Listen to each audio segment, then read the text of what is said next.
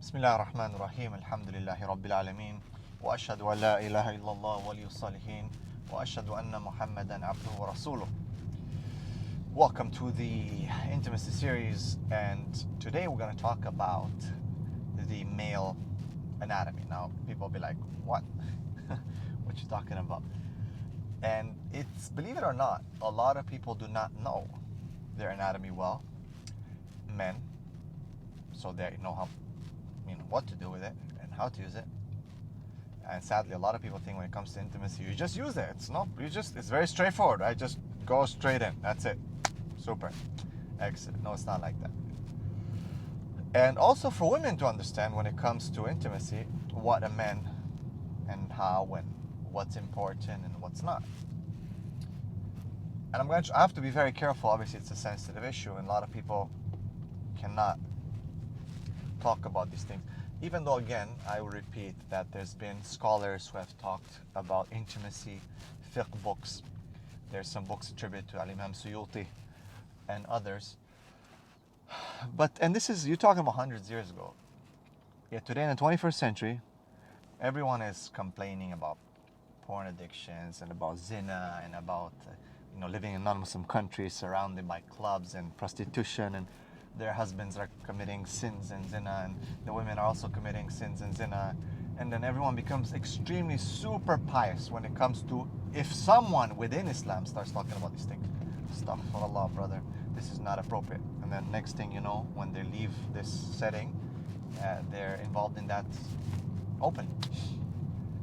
It is a huge tanaqad, or contradiction, that our ummah is suffering from. So, the male anatomy, so I'm going to be very careful.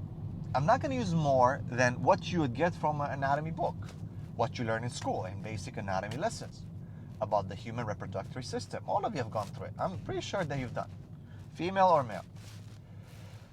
So the problem is when it comes to intimacy is that people think that there's just that. There's just a private part. I don't even know if I should use the anatomical academic term because people will go. So let's just call it private part. Okay, and people think that that's it, and that is the problem. It's been reduced to that, just that one area, one part, and one focus. And this is where there's a huge problem. So men need to understand their anatomy. Number one, yes, we have the private part, but the private part is very important. Number one, we find that in Islam you have to be circumcised.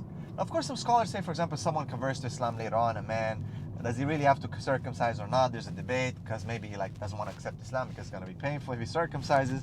I've dealt with that with new Muslims. Different story. We're talking about that though. The hikmah of circumcision is very important. It does help with reducing some of the sensitivity at the tip of the private part, because that's a lot of times causes men, especially younger men, to have what's called premature ejaculation, which kind of makes things end very fast, isn't it? And then no satisfaction. Even for himself, there's no satisfaction in premature ejaculation. Forget about the woman who's going to be cut short, right? So there's a lot of men who do suffer from premature ejaculation. So we want to connect that and understand. So circumcision really, really makes things much, much better, okay? So that's definitely something, and we find it as a hikmah in Islam. The second thing is that the man has a very important spot, and that is called the prostate. And there is, the prostate is obviously, it can be, men suffer sometimes from prostate cancer because weak prostate and so on. But one of the things that can be done is to strengthen the prostate. And there's a muscle there, just in the same area. It's called the PC muscle, okay, pubic coccygeal muscle. And you do a bit of research, but basically it is the muscle that stops urine from coming out. Okay, if you're urinating and you stop urine, you'll find that is the muscle. So by contracting that muscle 10 times, hold it for 10 seconds, release it for 10 seconds, hold it for 10 seconds, release it for 10 seconds, that strengthens that muscle.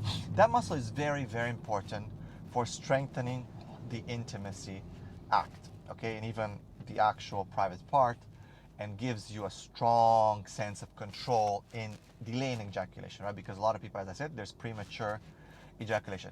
It helps with premature ejaculation. It also helps with erectile dysfunction, ED, which again a lot of men in their 30s, mid 30s, 40s suffer from. And ED, we'll talk about it. That's linked to the mind as well, and performance anxiety. So the man has to understand his anatomy, and specifically, guys, that part. And even recently, I was in a class with one of the sheikhs. I shouldn't maybe say his name, but he's, mashallah, a Canadian sheikh, and he was talking about this specific point. It was a marriage, as far as Twins of Faith, it was a marriage session, and he was talking about this muscle specifically. And I said, hey, good, the sheikh knows what he's talking about. And the PC muscle strengthening is really, I mean, you will have a different life. You have a different intimacy. Your wife will notice a huge difference. You'll be extremely happy. And you will be happy because it does increase your strength. It does increase the feeling. It does increase a lot. Of course, everything halal, alhamdulillah, but it is very, very good. So again, hold for 10 seconds, release. 5 seconds even, release. Hold for 10 seconds, release. Do that, every day, 100 times. And you will see a huge difference. You might get sore at the beginning, the first few times, but after that, it's literally like your muscle that you strengthen. And after that, you'll be very, very powerful. So you need to learn that anatomy. You need to do a better research on the PC muscle exercises for the men. Another thing for the men, women have to understand also, and men have to understand that again, it's not just about the private part. It's not just about like, in, out, in, out. It's not like that, okay? It is a lot to do with other feelings and other touching. So men as well, they do get aroused and pleasured from other areas, okay? Area of the neck and the chest as well, okay? It's very important for women to understand that even the chest area is something very, very sensitive for men, and it does, excite and release a lot of pressure. And another thing, men, that is a very important part, and of course Allah subhanahu wa ta'ala told us to control this for كل المؤمنين يغضوا من أبصارهم ويحفظوا فروجهم, is the eyes. Men are very visual, and that is why it's so important for a woman to prepare herself and to be pleasing. That's why the Prophet said that the best woman is the one that when you look at her, you are pleased. When you order her, she obeys, right? So because visually, we're very visually stimulated, and the eyes are connected to the brain, and the brain is connected to the whole sexual experience and to climax. And when people understand that, that's when you remove the whole intimacy act, which is such a beautiful halal act that Allah SWT has given for Bani Adam. We remove it from just focusing on that one point only. Entrance, exit, just that one point, and it becomes a full-fledged body, physical, spiritual experience. And literally it has to be a union, because Allah created the man, and He created from the man the woman, and that union is more than just bodily, it's spiritual. Do you understand that? It is two souls, okay, coming together. You have to understand it. And when you open those channels of the soul and the mind and the eyes for the man and for the woman, then it's on a different level, and it's good, not good, it's amazing for both sides. It is amazing for both sides, an amazing experience. The woman benefits and the man benefits. And that's why when we focus and understand the anatomy and these connections, it's not just, okay, the guy will benefit, or both will benefit. That's the good thing about it. So the man, his eyes are very important as well. The feeling, the touch is very important. The words, but just feeling that he is desired and that he feels in control of what he's doing. He's not weak and does not become weak. That takes it to the next level, and hence the woman is pleased, of course. So now you have the two souls, the two bodies coming together. The focus is not only on the private part, it's a full body, full spiritual experience. The chest, the neck, the back, the feeling, the touching of the whole body. It's not focused only on the private part. The private part is important, but as I said, the prostate, the PC muscle is very important, okay? Easily locatable, strengthen it. The kissing is something so important even for males. It is something that the lips touching together, a man and a woman, a wife and a husband coming together, touching, kissing, those points of connection. So you have the private part point of connection, You have the body point of connection, everything, chest to chest, chest to back, whatever it is. You have the hands point, even holding hands while intimacy is something amazing. The hair, holding the hair, the back of the neck, the back, light touches, light scratches, even a little bit of a strong touch, right, which is very important. These are all important. The kissing is very, very important. So that connection and eye to eye contact, that closeness, face to face, eye to eye contact, that is something that really takes it to the next level. So we go from focusing on only one thing, which is sadly what media tells us and shows us, and it's been reduced, right? Love has been reduced to that, just that, sadly, that's that little part. And to a full-fledged body connection points. Yes, the furuj, the private parts are connected, but it's more than that. It's the soul that's connected. The eyes are connected. The hands are connected. The head is connected. The hair, the face, the touch, the lips are connected. The chests are connected. Everything is connected. So it takes it to a different level. And you have to start feeling like that. You have to start feeling with the whole body, not only focused on the private part. And that is why, with the focus on the private part, you have erectile dysfunction, you have premature ejaculation in men. And that kills it. Because the woman doesn't have to stay hard, right? It's the man who does. And that is what causes problems when it's not. And erectile dysfunction is another thing. Because of the pressure that's usually on the man to perform, a lot of men are not able to, because they're thinking about it. And again, it's a very great proof and evidence that it's not just about the private part, it's connected to the mind. So because he's thinking, because he's doubting, because he doesn't know if he's pleasing or not, or if he can do it or not, he will not be able to maintain the strength that he's supposed to be able to satisfy his wife. And a lot of times the wife will not be satisfied. She might not tell him, but that is the truth. He might not be able to climax, to get hard, to be able to satisfy his wife, because of the thoughts and the misunderstanding and the weakness in how love should be made and what is intimacy. And that is why there's a couple things that I advise men who are suffering from ED. Number one, you need to mentally understand that it's not a big deal. You just need to communicate with your partner. Just need to remove the pressure. There's nothing, inshallah, wrong at the beginning with you. But the more and more you allow that to happen, it can destroy you. It can cause a lot of problems, right? So you want to make sure that you communicate with your partner.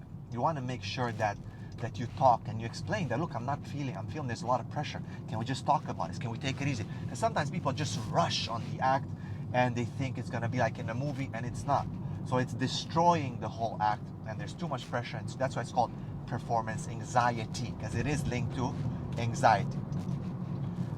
Like you stumble in a soccer game because you're anxious, you cannot score. That's when you're relaxed, and to be relaxed, you have to have skill and knowledge, and that's what we're trying to do here, to help you and teach you. Because when you do have an understanding of what you're supposed to do, knowledge is power. Hence, you're relaxed.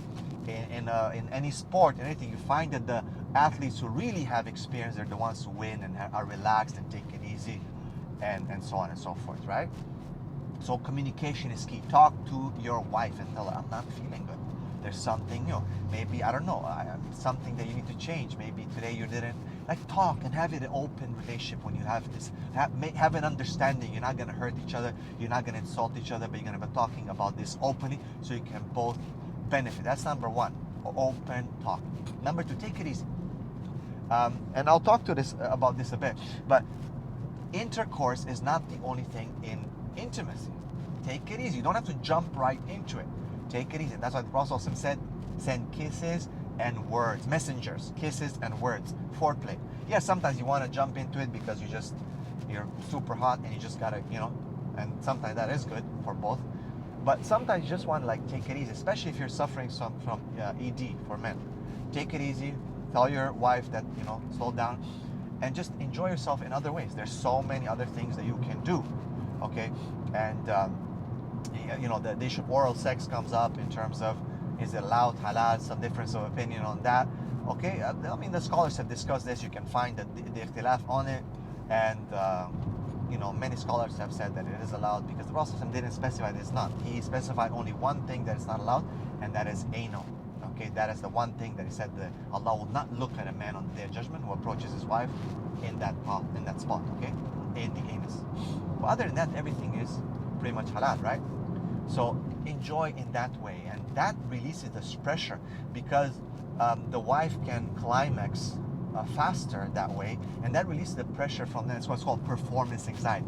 It releases the pressure from the guy in having to bring his wife to climax, and he can bring her once, twice before then it's easier for him to go in and take it easy and enjoy, right? Because now the pressure's off.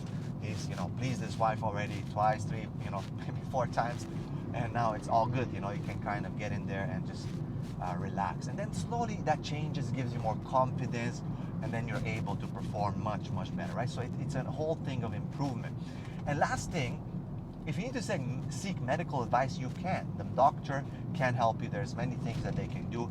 The issue of Viagra comes up, and sexual stimulants and so on. It's a medicine. It was for a certain purpose before. Then they discovered that it works like that. It works with increasing certain blood flow to the private parts.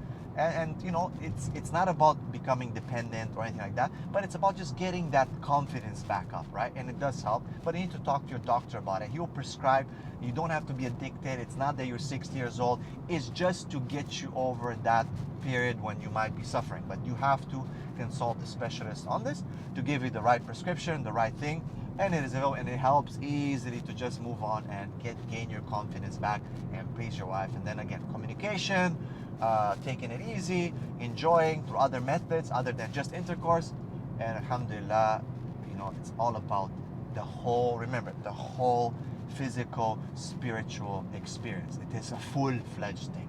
Okay, so men have to understand that anatomy is very important. Women have to understand that anatomy of men and that side of men, so they can understand their husband and not put too much pressure. So help them communicate, and inshallah enjoy yourself in halal. So next one, we're going to talk about the female anatomy, which is a bit trickier and more complicated, but it's great. Alhamdulillah. Assalamu alaikum.